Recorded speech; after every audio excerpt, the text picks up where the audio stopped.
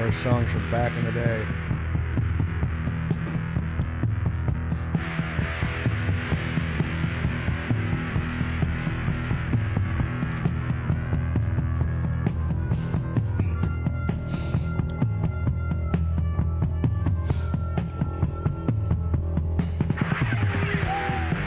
Is that you singing, Chris?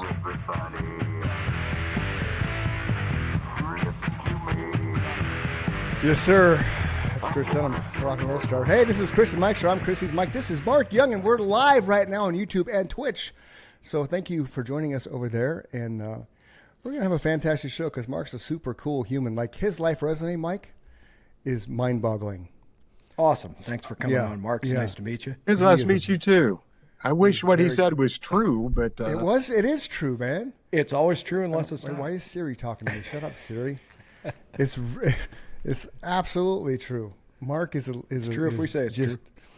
Mark and I went to lunch. I met Mark because I joined the Rotary Club of Mesa. Is it the Mesa Rotary Club, do we call it? Mm-hmm. Or is it Rotary? Okay, so I met Mark there, and one of my things I decided when I joined the Rotary Club, I was going to take everybody to lunch.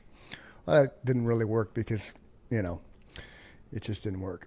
But Mark was the first one I took to lunch, and we ended up sitting there for about 2.5 hours because we have so much in common. But his life is it's amazing. It's absolutely amazing. And we're supposed to have him on a couple weeks ago, but I triple booked this. So he was kind enough to come on today when we had a last minute cancellation. I was going to get him on the show regardless. Oh, did you see this, Mike? Hey guys, looking forward to this episode. That's pretty cool. I have a thing that was badass, man. That was awesome. So right on. Michael, I'm going to butcher his last name. Michael Castillo. I thought it was Castillo. Thank you. Castillo. Right. Castillo. He listens diligently, and he always chimes in, and I just figured out how to do that. So thank you for Michael. tuning in, Michael. Thank you. We're going to send you a donut in the mail. Woohoo! I'd like a donut. Okay, I'll bring you a donut tomorrow, Mark. No donut. I'm on a diet. Again. Okay. So because you have such an amazing life story, because I know it all, I don't know where to start with you, because usually we just do conversations. We're not interviewing. We don't like that because it's kind of boring, So it's a conversation thing. So let's start out. Yeah, let's do that. Let's start with this because this is fascinating to me. A little bird told me, meaning you, while we were at lunch, that you dated someone who has since gone on to become an epic figure in the rock and roll / folk rock genre for decades. Oh, you tell. Decades. And here's the kicker. She's a lesbian. Yeah. So my question fault. is, right, well, that was the thing. Was that a George Costanza thing? Like you turned her to lesbianism? Yes. Because it's rare, man. I've tried to get her back on this team, but it hasn't They worked out rarely very come well, back. so. Right. So I'll let you share that story because that was one of the most fascinating things that we talked about that day at lunch, a couple months ago. So go ahead, Mark Young. Yeah, there were, I grew up in Leavenworth, Kansas, and there was this group of the artsy, you know what I mean? The choir, drama, band people that, no one else wanted to hang out with. So we all hung out together, and one of the people in that group was Melissa Etheridge. And so we were good friends. We, my current wife and her were best friends, and this other dude and I were best friends. And so, we went to dances together and all that. And then her and I dated when I was a senior, and she was a sophomore at high school. And, it was going fine, I thought. And then on my 18th birthday, she showed up at my birthday party. So my mom had rented the local pool for my 18th birthday party. We never did stuff like that, big deal. And I invited, both my friends. And so we were having a pool party, and she showed up and said, I'm going to break up with you today. And I was like, jeez. And then she's like, because I'm a lesbian. And so, it's bad enough that she's breaking up with me on my 18th birthday. But you got to throw that on top of it. Yeah. And then I felt, like somehow it was my fault. I wasn't exactly sure. So I went and hid in the locker room and just bawled like a baby. And what I remember about that is, on the stereo in the locker room was what was the name of it? We Are as Cold as Ice, that Foreigner song. Yeah, I just kept thinking like, oh, that is so true. She just tore my heart out. So I know why they wrote that song. it was for you. It's for you. And so we're friends now. It was funny. I was going through a bunch of stuff here at home, and I had always teased my wife that she was after you, not me. And my Jeanette was always like, no. I was digging through this box of stuff, and I found this big stack of notes like you pass in school, and I read through them, and I handed them to her. I said, "You need to reread these with what we know now." And you'll see that I was right, and sure enough. Wow. So she was dating you to get to Jeanette. To get to Jeanette, right? Yeah, That's epic. Yeah. Totally rock and roll lifestyle, man. So used. I felt so used. That's crazy. So yeah, that part you didn't tell me. So that was fun to learn that part of it. Well, it's rare that we get a story from our side. Yeah, where we got used. Yeah, exactly. And you literally got used. Me too. I love it. So yeah, it was. It was 1977, right? So there wasn't a lot of understanding about. I felt responsible somehow. Yeah. And then this group we hung out with, many of them went on to do some pretty amazing things. But turns out all of them except Jeanette and I were gay. So we hurried up and got married. So I would have too. we thought there's something in the water over here. I'm not sure what's going on. I haven't laughed this hard in the first 5 minutes of a show forever. My jowls hurt. Agreed. Yeah. How do we follow that story up, Mark? Mark's going to follow the story up with this. Now there was a I'm going to call it a company / organization in Chicago, right? That had the elite of comedians through years and years. John Belushi was one. John Candy. John Candy. Chris Farley. Who else? Chris Farley. Right. So this was Studio City. Is that what it's called? No, Second City Comedy. Second City. Okay. So this, like, who's come through those doors, right? Like anybody who wanted to break into comedy in like, say 70s, 80s, or 90s somehow went through there, right? If you wanted to get on the map, you had to go through that, kind of like actors had to go through the whatever that school is in New York. It's I'm drawing a blank now. Juilliard. Yeah. Musicians had to go through Juilliard. Actors had to go Juilliard. Sure. Like you had to have something credible to go anywhere. So let's touch on that story, Mark.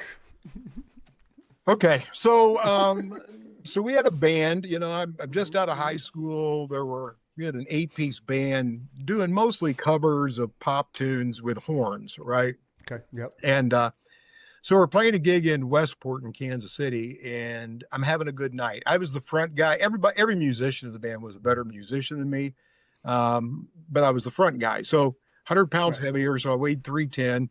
Our lead singer wore size 0 pants. She looked like Pat Benatar, little tiny thing. So we were funny before we ever played a note. And so I was having a good night. It was having a lot of fun. This lady walks up to me and said, "Hey, we'd like you to consider auditioning for Second City for SCTV." And Second City. Yeah. And I went, yeah. Because, you guys played. People come up and tell you all kinds of crap. Hey, we want to sign you. You're the best band ever. Blah, blah. Oh, yeah. And so in the band, we got pregnant, had our first child. We went back on the road. That was a dumb move, and because we took the baby with us, and came home. And I said, I'm going to call this number to see if it's legit. And I called, and it was legit, and I chickened out. So I didn't go to that audition. But here's what I think is also true. Think about all the fat guys that came through there and where they are today. They're all dead. They all be dead. That's Every right. So I think I avoided that, being a coward. The curse. The Second that's right. City curse. The curse of the fat guy. Yeah, right. Yeah. So, so that was interesting too. So now, so then he gets in, he has a baby, right? They're on the road. They're doing a sound check, and he looks over and sees the babysitter holding their 6-week-old, and he's like, something's got to change. So they stop the band. He moves home and does what, Mark? I don't know what you mean. Oh, I got a job. I got to tell you, when I decided that we needed to come home and I looked at the baby, we were doing a cover of the song Too Shy Shy, which that alone should have been enough of a reason for me to quit the band and come home. Right. All right. I'm not going to argue with you. Yeah, it's pretty terrible. That was Kaja Gugu? Yeah. Right? Yeah. Good job. job. That's good, man. Pull that out of nowhere. I'm not sure I could have remembered that band name. Good job. Hush. You are. Eye to eye. Shy, shy. Oh, Joe. So I came home, and then I took a short job doing newspaper advertising, and then got hired as a youth pastor at the church I grew up in. I didn't grow up in. I started going to when I was in high school. I started going to church because a friend of mine said, hey, you got to come join the youth choir because there's 8 guys and there's 30 girls. I went, yeah, sign me up, whatever that is. I want that. And we went on weekend trips and stuff, but, I turned out to be one of those guys. I became a believer. So after the band thing and all of that, I went back there to run youth group there. And then I stayed in ministry for about 30 years. How old were you at that point, Mark? 21.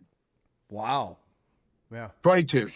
See, life resume, man. His life resume is cool. Absolutely. So you're a Baptist minister? American Baptist, yeah. I have Baptist. to say American Baptist because How come?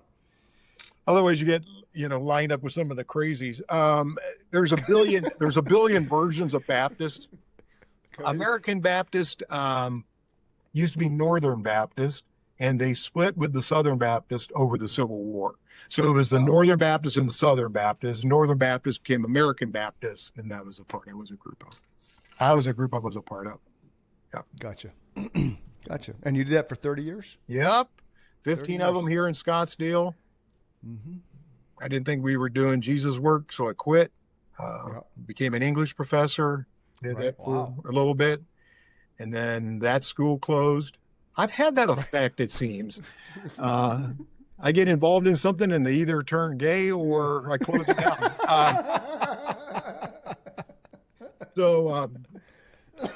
And then we had placed an intern over at United Way, and she said they needed somebody to work over there. I went, okay, I need a job. And I've been there for 11 years. So you currently work for the United Way? Yeah, I work for Mesa United Way and then Azura. So it's 2 nonprofits. They do 2 separate things, and I'm the president and CEO of both of those at this point. So. Mm-hmm. Wow. It's kind of cool having the CEO of the Mesa United Way on our show. Woo! I mean, that's credibility right there. I am telling you right now. Yeah, that's a big deal. I'm familiar with the United Way because the company I work for, that's their charity of choice. What does your other charity do? Oh, man, this is a long and very boring story. That's okay. That's okay. That's why you're here. So okay. Then if I'm curious, everybody else has to be curious. Well, if Chris is curious, that's why we do this. I know what it is. I know what it is because I know Mark. But sit back and let Mark tell me. I'm gonna sit back and just enjoy the show. Man. Come on. Depending on who's listening, this might get me in trouble, but it won't be the first time. Nor him or I. So. Oh, good. Well, there we go. United Way is kind of like the Studebaker. Kind of like Blockbuster. It's still living in its glory days of the 70s and 80s, and times have changed, and they have not. Thank you for saying that. Well, it's just true. I feel the same way. I'm very familiar with what they do, and unfortunately, they came and gave us a presentation that was it turned me off because somebody asked a question about where their money was going. And the lady got really rude. She said, we have a board of directors we have to pay. We have a CEO we have to pay. There's money that has to be paid out before anybody gets any money. Wow. She literally said those words in front of like 1,000 employees. First, she should be fired. And she might have been. That's insane. I was the head of the state of Arizona United Ways for a couple of years, and I must have said 2 things 1,000 times. One is there's one Blockbuster left in Bend, Oregon, and if we don't figure out what the hell we're doing, we're going to be the national office is going to be in the building next door because we're out of touch with how people want to give money. And the second give thing me two is quick examples of how. of in your how opinion. we're out of touch. Yes. Yeah. So like in the 80s, right? Or 70s or whatever, pre-internet, people trusted the United Way to know all of the nonprofits in a community that were doing work. And really regular folks had no access to that information, right? So they'd know of the Red Cross and Goodwill and Salvation Army, but they trusted that United Way knew the other 80 people, 80 groups that were doing work. So they collected money in the business, gave it to United Way. United Way put together community groups to distribute that money. That all made sense until people could go and find places to give their money completely on their own, right? You can go online. I care about cats with one eye. I type in cats with one eye. Here's the nonprofits that deal with that. I give my money directly. People want to give money directly to things that are making a difference, not an umbrella organization that then determines how your money is going to be spent. I choose to give my money to a children's hospital when they're asking for money, St. Jude's. Yep. And they do great work, and 100% of my money goes to those poor kids who can't help themselves. Right? That's right. That makes me feel good. So that's just my choice with my money. And that makes sense. And then United Way, like our United Way doesn't do this. We still run those campaigns, but you can give your money to whomever you want. That designated giving, right? They did start that with our chapter here. They did? Say that. Yes. A lot we of can them give have, our money in our county. Yeah. A lot of United Ways have eliminated that so that they remain having the choice. That makes no sense to me. If as long as the place you want to give it is a legitimate 501c3, we ought to be able to help you do that. I agree. Right. So the nice thing about the United Way campaign is you can take a little bit of money out of your paycheck every pay period, right? And that accumulates. And that's a good thing that they do, but they haven't updated that. They haven't made themselves to be about anything. And it's aggravating to me. Anyway, so we stopped. No, you're fine. This is all really interesting to me because it's personal to me. And I'm always careful to tell the people around me because I'm also involved with our union, right? This is my opinion. I just choose to give my money, like you said, a lot of people do, to where 100% of my money is going to the cause, right? Right. I don't dissuade anyone from giving to the United Way. I actually encourage it. If you feel good about it, do it because doing something is better than nothing. Right. And United Way does a lot of good stuff. I mean, and even if you're giving the money to St. Jude's, some portion of that money is going to admin, some portion of that money is going to back office folks. You got to have that as part to run a nonprofit, but yeah, it gets really screwy. And then we were allocating the money to other nonprofits who talking about getting myself in trouble. Quite sincerely, I didn't think we're doing a very good job. Right. So if you're doing homeless work and our numbers of homeless folks are more every single year than they were the year before, where are the innovative ideas about how we're going to fix this thing? It's not the way we've been doing it. Mm-hmm. And so we stopped allocating money. We started our own programming. I am getting to the Azura part. So we do 5 programs. And then after COVID, I started digging into who our clientele were. And our clients come from all over the valley, from really, in some instances, all over Arizona. But by United Way rules, I could only raise money in Mesa. And it seemed unfair to me that Mesa residents were paying for these services and we couldn't ask anyone else to help out. So we started a second nonprofit, which is Azura. We took all of those things that we do and we placed them under Azura and gave them their own EINs so they can raise money anywhere while Mesa United Way cannot. So Mesa United Way raises money in Mesa. We make sure that the money that we raise stays in Mesa for Mesa people. And then Azura can raise money anywhere to support that other programming. That's awesome. There you go. That's awesome. I love it. It took a little while to convince the United Way folks that it was awesome, but it worked out okay. Well, and the other really cool thing. Oh, go ahead, Mark. Go ahead, Mike. Oh, No, go ahead. Go ahead. No, that's why I was saying it'll lead down to a different path. I wanted your opinion on what you thought that they could do to do better, right? We're not bashing the United Way. Doing something is always better than doing nothing. If people absolutely. they're doing great things. I'm not saying they're out there like coaxing kids into devil worshiping or anything. They're not doing anything bad. I agree with you, and I'm glad I heard it from somebody who's on the front line that my opinion was vindicated, right? I've been pushing United Way to do is to be about something.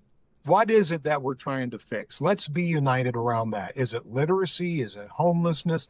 Is it foster care? Is it veterans? Is it a disease? I don't care what it is. There's a lot of things to be tackled.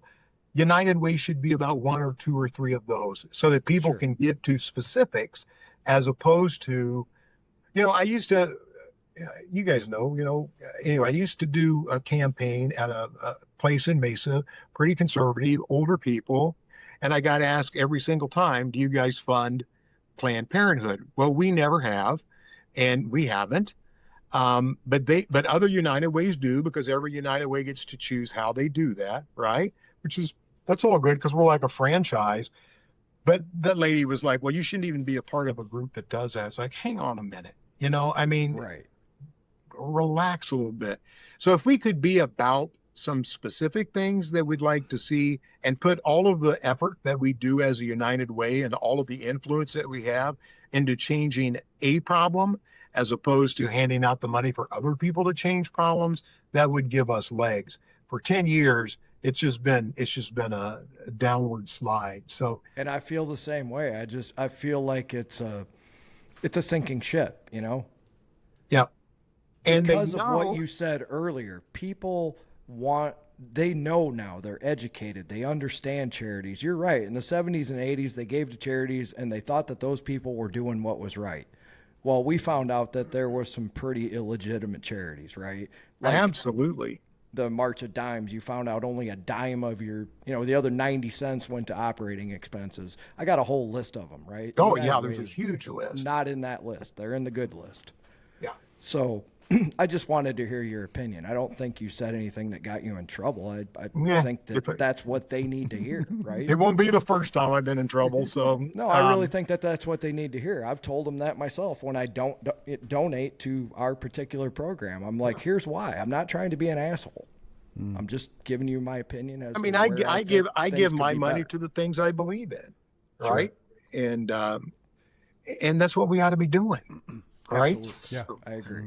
Anyway, yeah. See, and what I do historically, which is why I liked Rotary, instead of giving money, I give my time. Right. So for years Just I as was valuable. So for years I was on the board of directors for the Resurrection Street Ministry, which owns Stuff Thrift Store, which is all about feeding homeless and seniors, and community outreach, and the veteran store, things like that. And then because I was a volunteer at Paz de Cristo, after about 3 months of being a volunteer coordinator, they kind of like, or just volunteering, they kind of said, well, you need to be a coordinator because you're just too good at this. So I'm like, that'd be great, So I ended up having 4 nights a month that I did meal coordination and that kind of jazz. And then about a year after being a coordinator, then they twisted my arm to join the board. So I joined the board and, was doing all these things. And I can't really go into detail of why I'm no longer there on the show.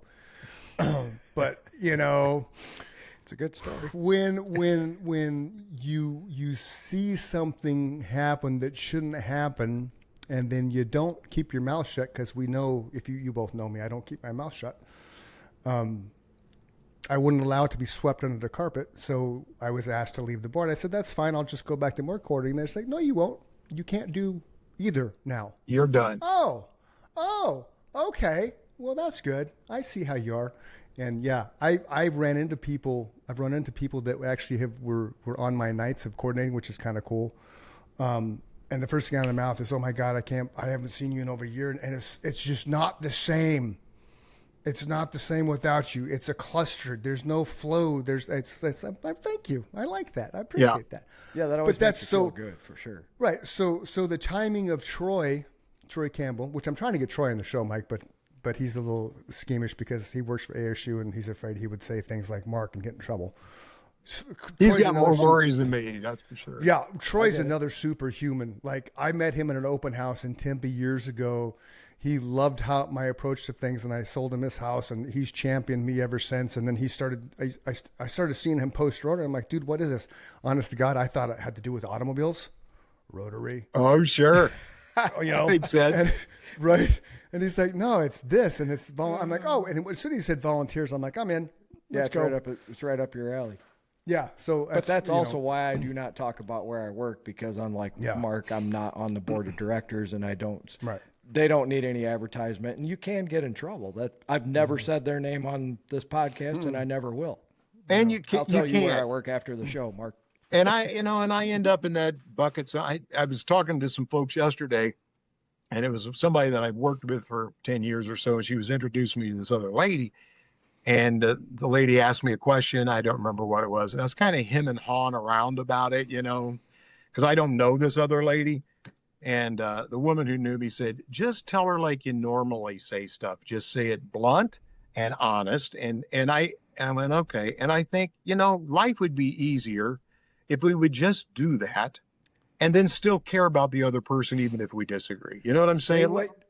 Here's what I always say. Say what you mean in the nicest way possible. That's right. I'm not trying to hurt your feelings. Like when we started this show, there was constructive criticism that Chris and I would give each other. It wasn't, hey, man, that sounded like shit the other day. If we don't pick it up a little bit, this is never going to take. It was like, hey, man, we need to get you a new microphone. He would say, you need to talk more. Come out of your shell, Yeah. It was constructive. If everybody talked to everybody that way, it would be a beautiful world. I agree with you. Yeah. I agree. And everything would be better, right? If we weren't all living in our own little fortresses and thinking that everybody that we talk to is somehow an adversary, I mean, it's just kind of sad. I felt that in church world, right? It's like, I don't know. The church I was at here in Scottsdale, we had a great arts ministry, a college ministry, and no divorce recovery ministry at all. A church right around the corner from us had a great college ministry, and a church right up the street had a great divorce recovery ministry, but they both had terrible arts ministries. So I went to both of them and said, hey, look, we'll send our college kids to you. We'll send our, families that are going through divorce to you. And you send your dancers to us because you guys ain't dancing, right? And there was no way that was going to happen. It's like, I thought we were all on the same page. I don't get this. Aren't we on Team God? Aren't we? We're Apparently, supposed to be, right? I would, you kind of hope, I guess. So Chris knows I have my own visions on that, but I think that there's an organized something. It's just... That's hard. I haven't been in church in so here's 12 years. So here's a twist on that, right? So you've heard of Young Life, Mark, right? Oh, yeah. Okay, yeah. Okay. So Young Life leader, shocking to you, I know. Yeah, that is. That's crazy. Mark goes to Mesa High School. Okay, was Young Life leader for 4 years. And I decided, because I was in college, I wanted to put together a rock band. So my very first rock band, I can, this because of our initial, one of our things we did at Rotary. I was the original lead singer for Disturbed. True story, no bullshit, legitimate fact. I was actually the true first lead singer for Disturbed, because that was the name that I named the band. Again, off of a Pearl Jam video, the word Disturbed came up. I'm like, oh, that's a great name for a band, Disturbed. Okay. I got ostracized from Young Life because I wanted to go be in a band, and they felt by being in a band I wasn't committed, and I wasn't committed to Young Life. And then I was turning, how did they say it? You're turning you're turning your back on your relationship with God. I'm like, really? Like, I know. His story which is Jesus everything is that I hate about what, and you just said it again, Mark. You tried to get people to cooperate, and they won't. And I would be like, did you guys not read I understood the message from the get-go as a little kid, right? It didn't make sense to me, but I still absorbed because I like to understand how things work, right? Right. And then when you see people working against each other in something that's supposed to be nothing but beautiful, right? Where's the disconnect? I love Chris's story. I love when he tells that story, because here he is trying to do something positive and he's being ostracized for it, right? We don't do that. That's not what we do. Well, yeah, when we and who is we? Well, yeah, and who made you arbiter of my life? You know, when we came off the road with the band, we went to visit a Southern Baptist church in town. So we went for a couple weeks, and then we decided to join. So you walk up front and you tell the guy we're going to join, and the pastor wanted to meet with us. And so we went and sat in his office, and he said, "You guys play rock and roll music, right?" And I said, "Well, that's a stretch, but we play in a band, right?" I mean, we play clubs and stuff. And he said, "Well, if you're going to be a member of this church, that's going to have to stop." And I thought, fuck you. Absolutely. You guys won't let me play in church because the saxophone doesn't belong here. So Nor does the electric guitar. Or the electric That was guitar. me. So what am I going to do? And, and it's such nonsense anyway. You don't know my life. And, so, yeah, I mean, we were a member of that church for 3 days. And then we went to a different place, but I ended up getting a job. But yeah, that whole concept of God told me what you need to do. Right. So, Thank you. Yeah. It's like, He loves that question. Like, I'm right here, God. If you want to tell me something, just tell me. I don't need it to come through some knucklehead that can't even figure out how to tie their shoes. Right. And what blew my mind about the Young Life thing, the whole thing, for those of you who don't know what Young Life is, it's a youth-centered youth group in high school that is designed to kind of build a rapport with high schoolers that may not have anybody else. They're the outcasts, the stoners, the Kirby's. It's not Fellowship of Christian Athletes. It's the polar opposite of that. Right. So I bonded very well with that core of students because I had the long hair, because I was acting at the time. Didn't realize I wanted to be in bands yet, but I listened to what they listened to. I listened to the Metallica and the Ozzy and the Black Sabbath and the Pearl Jam, Soundgarden. Everything was coming out of he Seattle was the cool at the time. kid. And right. Yeah, no doubt. Right. So, and I graduated high school at 19 years old. So I wasn't, the age gap wasn't a lot. I was 20 because it was pretty much right after high school. So 19, 20, 21-ish, within that realm. So I identified with everything, right? Everybody else that was Young Life leaders with me, they were late 20s, early 30s, married, kids, that kind of thing. So there was that gap. So much so that, this is fucking a joke. So a core of these leaders went to a Metallica concert, okay, when they were playing Phoenix International Raceway with Guns N' Roses. And they prayed in the back because they felt such an evil presence, and it was so dark and You have got and to be just kidding me. No, it was the biggest fucking joke that I ever heard come out of somebody's mouth who was the area director for Young Life. We had kids that would, Poison was huge, and every Something to Believe in came out. Yep.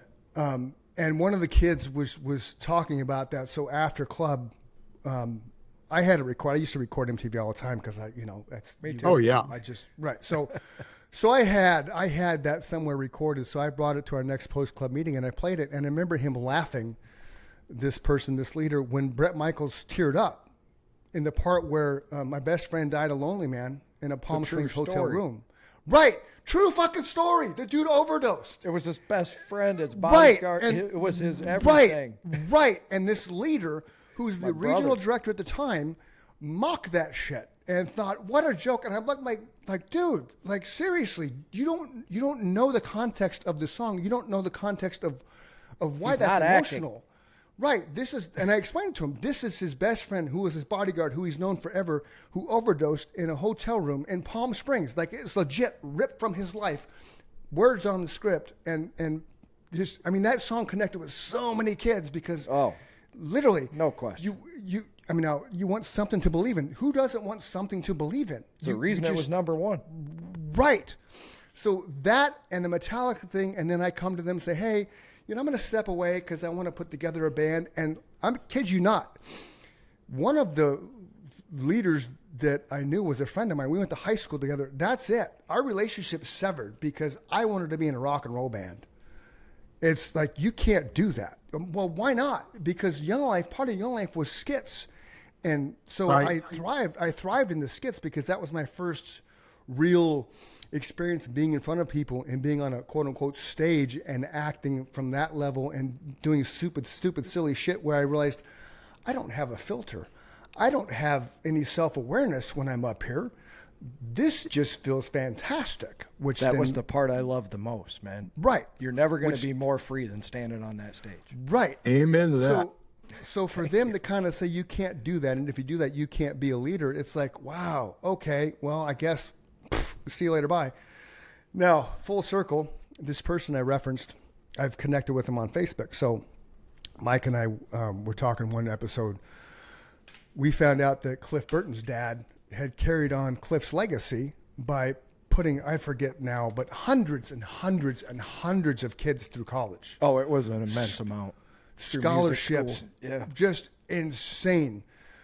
And I had shared that with this person, and then of course he backpedaled. Well, that's not what I did. That's bullshit. And how many millions of dollars does Metallica give to charity at every city? They give hundreds of thousands at every city they give to, if not more than $1 million sometimes.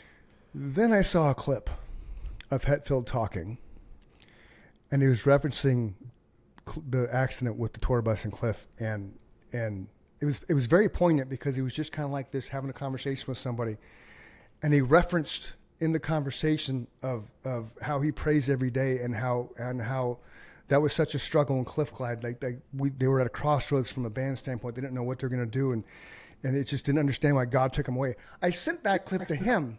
Here's your demon, man. Yeah, because he grew up in a Christian Science household. Right. Here's the poor guy watched his mother die not getting medication because she believed in God so much. Mm-hmm. Right? Yes. And where I'm going with this is the hypocrisy.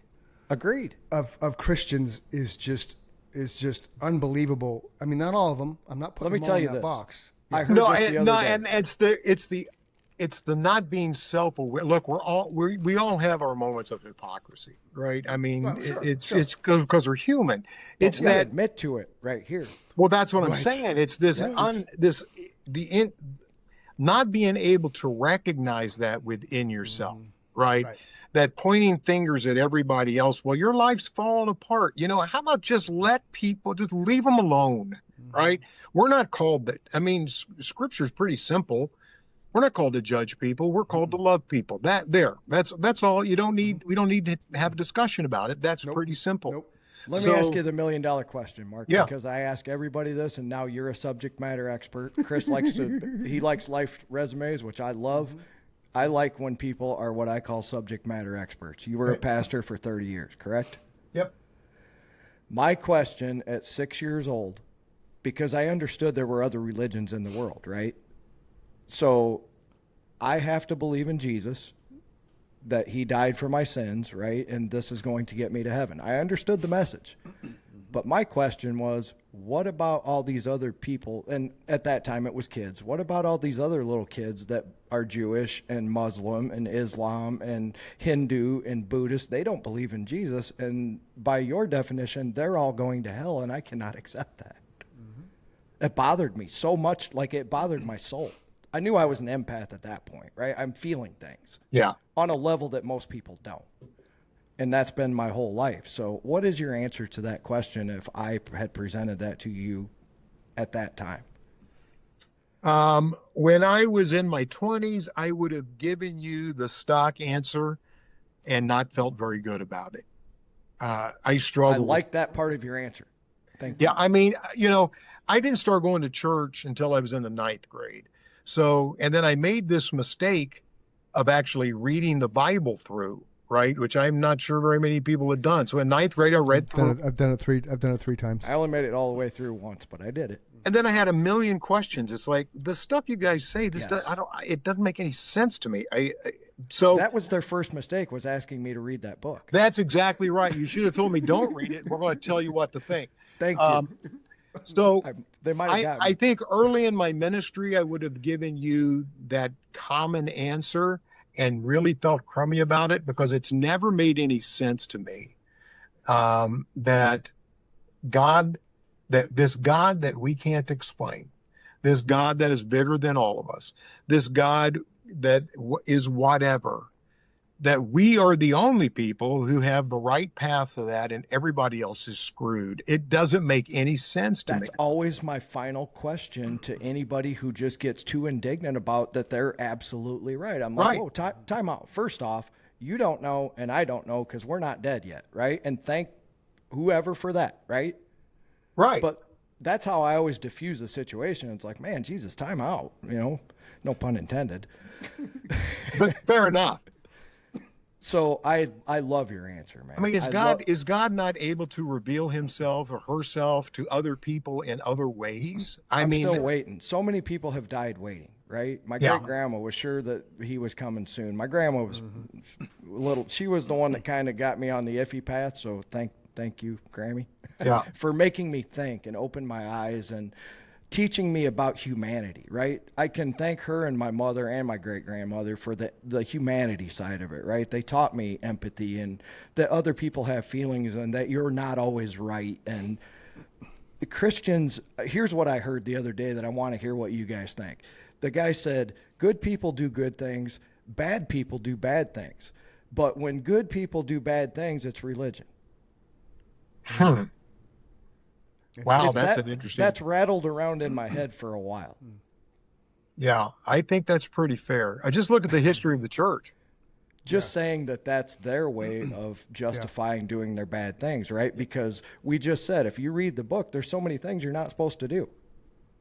Right. I got in so much trouble in the ministry one time because, the answer is that whole, question, why do bad things happen to good people? Good people, right. And my God, the gymnastics that people do trying to come up with an answer to that question that just always sounds like bullshit. I mean, God allows it, blah, blah, blah. So I had really developed my own, others have shared this, but my version of this, which was God doesn't know everything and he's not all powerful, because if he is, he's to blame for a lot. If there are things he could stop that he chooses not to, if there are things that happen in people's lives, you support St. Jude's, it's God's plan to give a 3-year-old cancer? I mean, that makes no sense. No. So I can't live with that. I can't live with that. He's going to kill this poor little kid so I can give $20 a month or whatever. Right. I mean, it makes no sense. So I have to, in order for me to continue to believe in God, I have to choose to believe he's not in control of everything and he doesn't know everything. And that makes regular Christian folks insane. So I'll make them even more insane. I just say, I choose to live a good life and try to do good things and do good by people. This is where I came to in my life, right? Because I had to throw away all the guilt. All religion ever gave me was guilt. I was like riddled with it because I'm trying to take it seriously like I do everything in my life, and it's almost driving me insane. So at one point I was just like, if there is a God in the sense that I was taught, when I get there, I'm going to have a lot of explaining to do, right? That's where we're at. That's how I have to live with my life, and that'll really spin their head around. One of the two of you has got a lot of explaining to do. It may be God that has a lot of explaining to do. That's how I feel. It's like, hey, man, you want to run this by me again? But then those people are like the arrogance of you, How dare you? Yeah, you're a heretic. I was called a heretic. But I've done better in my life with this thought process. I've become a nicer person. People like me. I have a lot of friends. This is always my argument, right? I'm not sure where I'm going wrong because this is the best point in my life, spiritually and emotionally, than I've ever been in. Chris knows I would have never done this 40 years ago, or 30 years ago. Yeah. He would have been doing all the interviews, and I would have said a couple words and moved on. It's like, hey, that's your department, right? Go. My oldest daughter, all my kids are good musicians. My oldest daughter was a worship leader for a long time, and she worked at the same church. We all left. She went to Harvard, got her degree got her master's in philosophy, and now she works. If you're in the Christian world, do you know who Gungor is? Gungor was a musician, wrote a ton of church songs. He also left the church. So he's put together this group of musicians she's going to Colorado next month, that write spiritual songs that aren't tied to any specific faith, right? Songs about the spiritual part of who we are without it having to be locked in to being Christian or Muslim or Jewish or whatever it may be. And that feels really good. When I was working at Westminster, I was reading through some church stuff and it pissed me off. And so I slammed the lid down on my computer and said, I am done. I'm done with Baptist. And these two Muslim girls came up and said, hey, can we talk to you? I said, sure. They said, hey, we're worried that you're going to hell. Would you like to become a Muslim? I went, no. No, yours is just as nuts. I'm trying to avoid rules. You guys are nothing but rules. You know, the Bible says it is for freedom's sake that you are set free. And then so we become free and then we burden ourselves with a bunch of rules that don't make any sense. That's the point. They don't make sense. They don't make sense. I'm so glad you keep saying that. I love it because that is the point. And people look at you like you're nuts when you say stuff like that. It's getting better. I mean, living in 2025, you don't have as much of a horrible reaction as you did in 1985, right? Oh, or even for sure. 1995. I mean, the fastest growing group of Christians in the United States are called the nuns. Do you know this? The Nones, meaning they have faith, but they refuse to go to church. So because they feel like church doesn't really reflect what Jesus wants from people. So that's the fast. So on my staff, I'm an ex-pastor. Our COO is an ex-pastor. My board chair is an ex-pastor. Because we lost our way somehow. I'm not exactly sure what happened. Go ahead. What killed me, Mark, was when I found out that when they translated the Bible from Hebrew, it didn't go from Hebrew to English. It went from Hebrew to Aramaic to English, right? So it's a second generation. And the example that the guy gave me that made me really stop and think is, have you ever gotten instructions from something that was made in China and the person that wrote the instructions barely spoke English? Right. I was like, yeah, that's the Bible. Well, that, and then, the group of men who chose what went in and what didn't go in and how those verses should be translated. That's where it gets even more bastard. It gets even while tripping on mushrooms. There you go. Another good point, correct. There was no internet or television. There was the acacia bush, which was full of DMT, which is the most psychoactive substance on earth. I've done it 3 times. How was it? It'll take you to a place that will assure you that there's something after this, in my opinion, but I'm not quite sure what it is. It was the most geometric. So the shapes, the visuals, geometric color, but the geometry is like something you've never seen, right? Huh. But the thing that got me was and I got goosebumps in every part of my body, including my toenails right now. It was overwhelming love. Like I understood unconditional love in that trip over anything else I've ever done. With the exception of Ben Stiller, everybody that's done those has said the same thing. A friend of mine went to Mexico. We did 2 days, said it was the most enlightening spiritual experience of his life. And I've also done peyote, mescaline. Yep. I've done acid. I've done mushrooms. Those aren't. And when people hear you say that, they're like, "Oh my God!" Yeah. And I just laugh because I'm like, now I know you've never done it because it's not something that you strive to do again. I waited 15 years between a lot of those. Yeah, but I didn't start drinking whiskey till I was 50, so I missed out on pretty much all this. I was 43 maybe when I started drinking whiskey. So, yeah. Or a good bourbon. A good bourbon. That's a better way to put it. Yeah. What are you digging through, Chris? I'm trying to find a song I wrote called Letter I'm starting to think I hijacked the conversation and he just like, screw it. He's doing escrow paperwork. He knows I'm joking with him. There's a song I wrote in I knew exactly what he was doing. That's why I didn't say anything. Called Letter to God, and I was trying to find it because it That's a great song, dude. Thank you. There's I'll bring you a CD, Mark. Yeah, I'd like that. It's basically it kind of summarizes people's questions about God's existence. Like, what would you say in a letter to God today? Why would you offer? Why would you offer? Okay, the dynamic of it's this.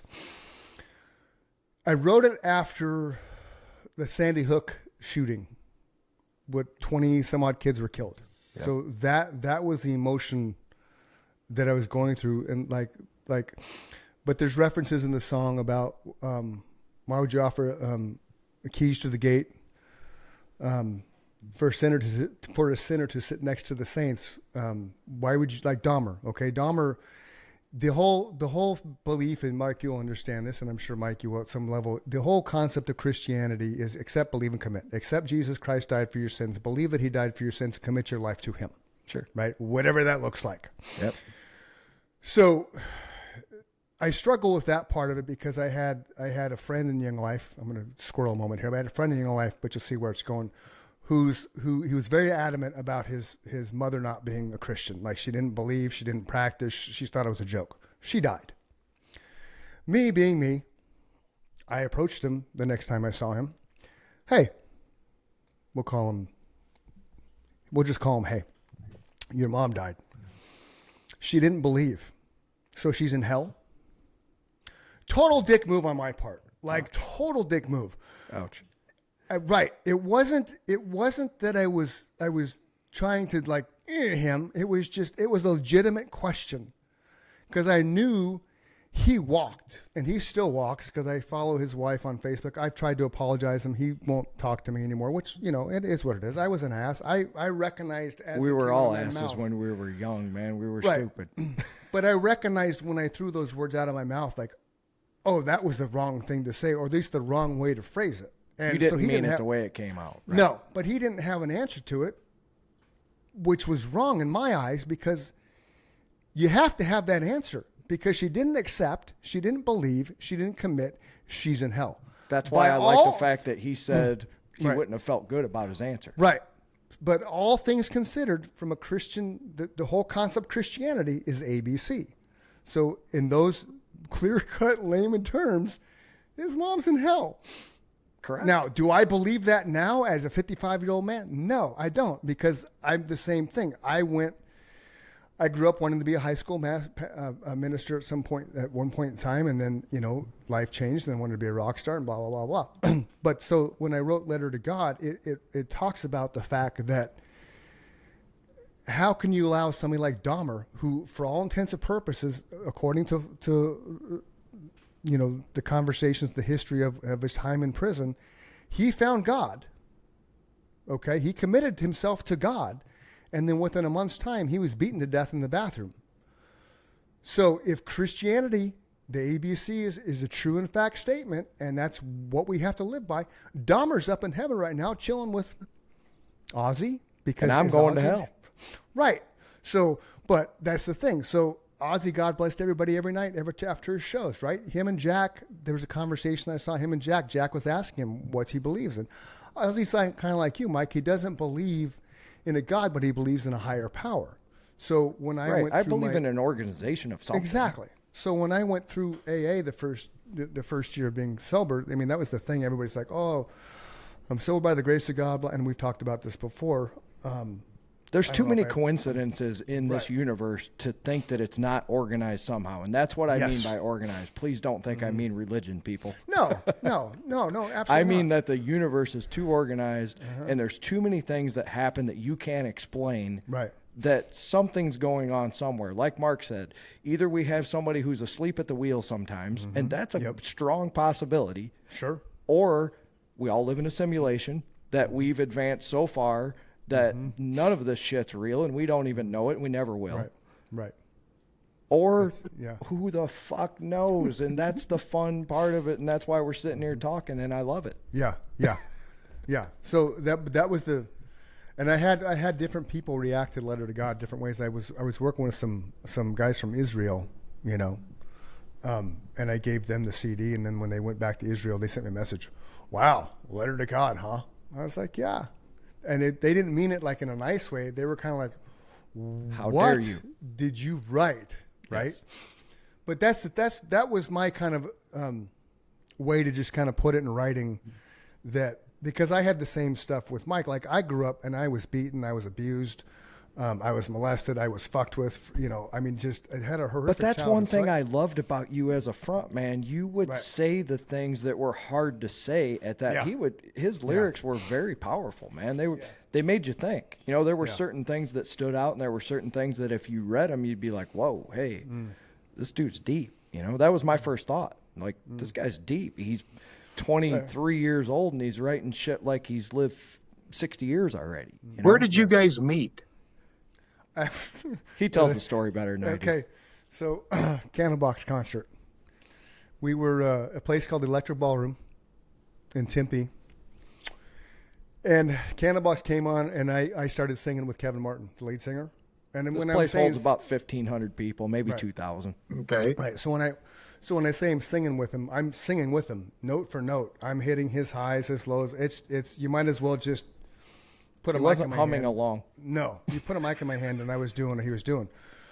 So this long-haired creepy dude, after in between each song, kept looking back at me, and it was kind of like that look, like shut the fuck up. And I'm like, I'm gonna do this even more now.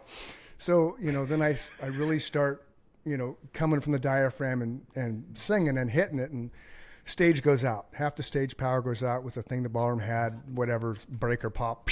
Like house it was lights meant go to on. be. Right, house lights go on. The band talks, blah, blah, blah. Mike turns around with a business card. Are you a singer? He had a business card that said, at the time the band was called Desperate Angel, with his name and phone number. And I was like, yeah. He's like, we're looking for a singer for my band, man. I was We like, literally right on. had just fired our bass player, who was also our singer, because he had stage fright, something terrible. Wow. And we had gigs booked, and we needed a singer and a bass player now. And I'm like, bass player is a little tough to find, but a front man is almost impossible. It's like trying to find a good drummer. You were a musician. Two things that you can't replace: your drummer and your front man. I don't Yeah. care who you are as a band, you're not going to succeed, and we didn't either. So Yeah. So true. That was it. And then we went out, met Scott and him at a bar. We hung out, drank some beers and shit, then went back to Scott's house where we would practice and jammed. And so my audition, Mike and I decided a couple weeks ago on an episode. dude, he showed up with like a briefcase full of lyrics already. I was like, if any of those are any good, like, you're in, because I've already heard you sing, right? Wow, that's crazy. Yeah.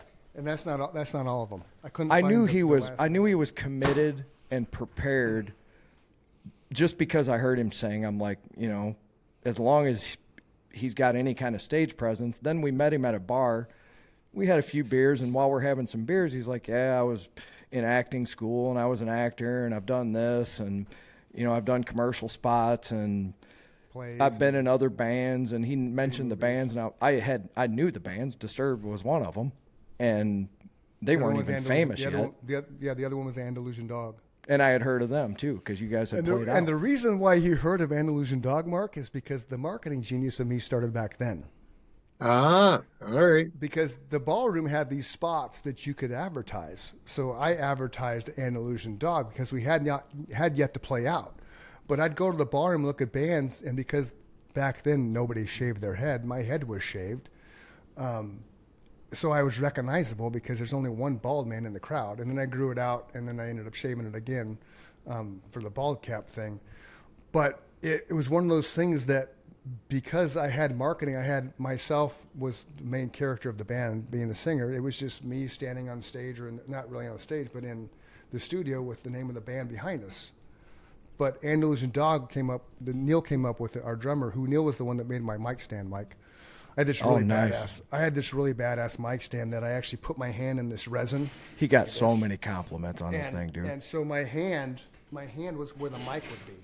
So the microphone came in on my hand. It was Oh, that's so cool. Yeah, the base of it. How much did because that thing weigh?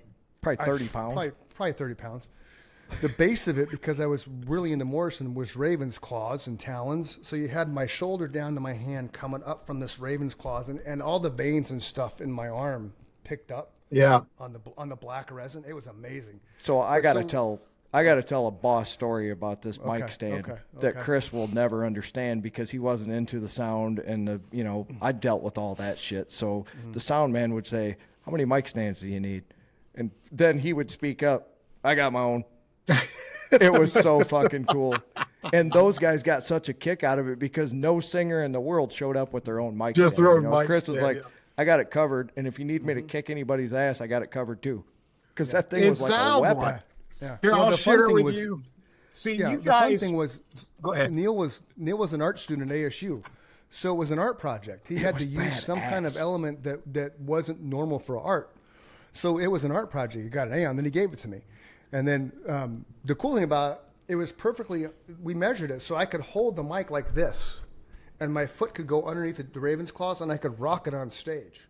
Very cool. Like it was. I mean, It it was. was. It was an extension, and then we went. The last band I was on, we went to Sturgis, rode to Sturgis tour, and the person I don't like to talk to threw something in the back of the truck, and then all of a sudden you see the mic stand go boop, Oh, no. and the drummer Jesse, the drummer's like just freaked out. He's like, "That's a bad omen. That's holy shit. We're gonna fall apart. Something bad's gonna happen."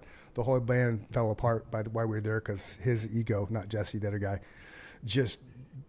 Josh wanted to quit. Jesse quit as soon as we got back to Arizona, and it was never the same. Neil tried to fix it. It just didn't Is that the work. dude It I was- jammed with? Josh, yeah. The bass player, yeah. Josh, yeah. Yeah, Okay. yeah. See, you guys are super cool. Here was a band I was in when I was a senior in high school. Douche. Oh, right on. Tumbling Tumbling dice. dice. Tumbling Dice. You guys were epic, dude. This is me. I love it. I love the fact you're committed. Pimp That's daddy. badass. Why we're Okay, showing- he's sharing ours now. Oh, that's good. Yeah, much hipper than what I just showed you. Yeah, and it's That's at the stage. Mason jar, Yeah, if you're familiar, Mark. I am. yeah. Yep, that's on the stage at the Mason jar. Yeah, Probably pretty opening it up for Sacred Reich. Yeah. There's Chris. There's Mike. You guys play at all anymore? We are Well, he's in actually Illinois. we're actually trying to do things remotely now. We're working on redoing the song that you heard at the beginning of the show. Yeah. And I'm holding things up now, so that's why I don't talk about it a lot. But it's Well, the bass track's yeah, done, the yeah, drum track's done. I just need to get a guitar track so he can lay down a vocal, and that was the original conversation. I can't remember if I called Chris or he called me. I think I he called you because I called you because I wrote a song. That was And it. and I sent you the lyrics, and you were like, "Dude, that's fucking badass." I'm like, "Yeah, let's go. Let's start writing music again." And then he shortly had after that, I yeah. developed trigger finger, so I Right. couldn't play for like, I don't know, months. Oh, My sister's man. a physical therapist, and I finally stopped being a man and said, "How do I repair this?" And she says, "Do this and hope it works, and if it doesn't, you're going to have surgery." So I followed her instructions, and it worked, and I'm still, able to play today. So thank you, Melissa. Appreciate it. Awesome. Yeah. So yeah, Fellas, we'll have I've some new stuff go coming ahead, out. man. What's that? No, we'll have some new stuff coming out here pretty soon. I get bugged about it all the time because everybody's like, "Oh, you're a musician. You told me you play guitar." Like, we never heard anything. That gets old. No. So yeah. you got to call their bluff eventually. Yeah. Yeah. Here you go, pal. Do you still play? I do. I actually, it's a whole different planet. But yeah, I play in a, Music's music, man. I, love it all. I play in a jazz group that plays once a month up in North Scottsdale. And then the family. What's that called? Plug it. No, man, you can't come see it. No, plug it. I can't. You don't have. I can't. I don't know what it's called. It's just Oh. a bunch of old guys. He's like, you don't understand. We don't have a name. Yeah. They've been doing it for 26 years. They haven't got Okay. around to having a name. And then the family has a band. And so my wife's a keyboard player. Anyway, everybody's a musician. So, but we rent ourselves. We actually play for free for nonprofits that are doing a fundraiser. So that's really what we cool. do. But it's all pop music, I'm thrilled if I'm playing Stevie Wonder and Bruno Mars. So, I love both those. yeah. My playlist will go anywhere from Michael Jackson to Pantera back to back. There you go. That's good. Well, and that's indicative of who we were too, because we opened for anybody from Marshall Tucker Band, Sacred Reich, Tony McAlpine. I mean, it's Enough's Enough. I mean, Seven Dust. LA Right. Guns. Right. It's just yeah, it's one of those things that back then we didn't realize who we were playing with. Right. And then now it's like, kidding me? I just learned we opened for a band, and you guys can probably help me, that was called Mammoth. Yep. That then became Van Halen. Van Halen. We opened for them Who is now Mammoth again, Eddie's kid. We opened for them in Bismarck, South Dakota. Wow. That's awesome. That's awesome. What I was year 19. was that? Maybe it would have been 76? 78, I think. Yeah. So right before they changed their name. Yeah, I had no idea. Wow. What we were, yeah. How was that?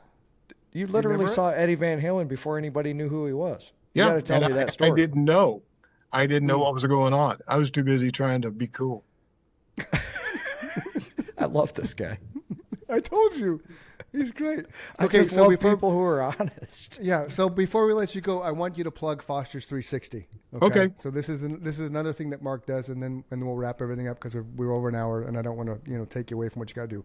So talk about Foster's 360 and what that's all about. Absolutely love to. So I've been working for 10, 12 years trying to figure out some kind of a solution for the homelessness problem, and have just banged my head against the wall and haven't been very effective. And then we do a lot of work with foster kids, and I discovered that about half of the kids that age out of foster care end up homeless within 2 years, right? And I thought, okay, well, if we're going to work to battle homelessness, we need to be doing it upstream. How do we keep kids from becoming homeless as opposed to waiting until they are homeless and trying to get them off the street? So we started this program called Foster 360, which is housing and trauma-informed care for young people.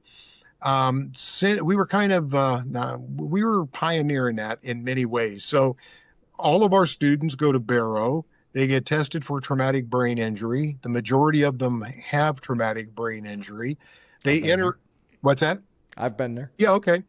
Yep. They enter into our program. We don't have an end date on it. The deal is never homeless again. So the kids will come in, they go through 6 months of just getting their spirit quiet.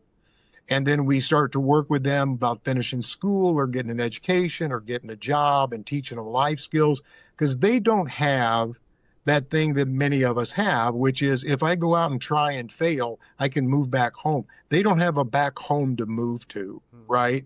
So we really do become that safety net for them, and I'm really proud of that program. That's awesome. It does great things for those young people, and we just went through a leadership transition, and I'm really excited about where we're going. We got some kids that are going to graduate out. We're going to add some more kids to our housing. We're going to add about 20 kids to a cohort that we don't have housing for, but that we'll be working through life skills and the trauma-informed stuff.